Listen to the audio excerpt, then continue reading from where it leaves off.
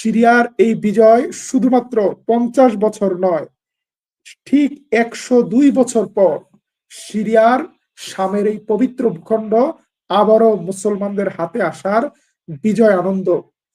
1918 সালে এই ভূখণ্ড হাতছাড়া হয়েছিল মুসলমানদের। 1516 সালে উসমানী সুলতান সেলিম সিরিয়া বিজয় করেছিল। তারপর থেকে 402 বছর সিরিয়ার নিরাপত্তা দিয়েছে উসমানীরা, তুর্কিরা। প্রথম বিশ্বযুদ্ধের সময় 1918 সালে এই ভূখণ্ডটি ফ্রান্সের দখলে চলে যায়, ব্রিটিশদের দখলে চলে যায়।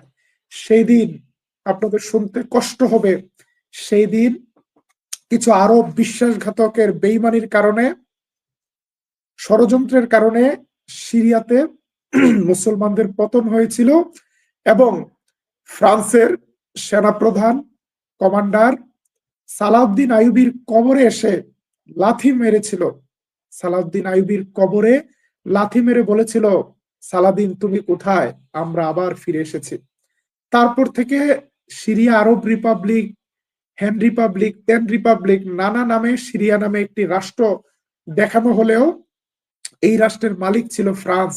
1946 সাল পর্যন্ত ফ্রান্সের দখলে ছিল সিরিয়া। 1947 সালে সিরিয়াকে একটি স্বাধীন রাষ্ট্র হিসেবে দেখানো হলেও সেইখানে communist party, Baath party, Assad পার্টিকে ক্ষমতায় রেখে পশ্চিমারা কলকাঠি নাড়ত, কখনো ফ্রান্স, কখনো রাশিয়া। আসাদের পতনে পালাচ্ছে আসাদের বাপ রাশিয়াও।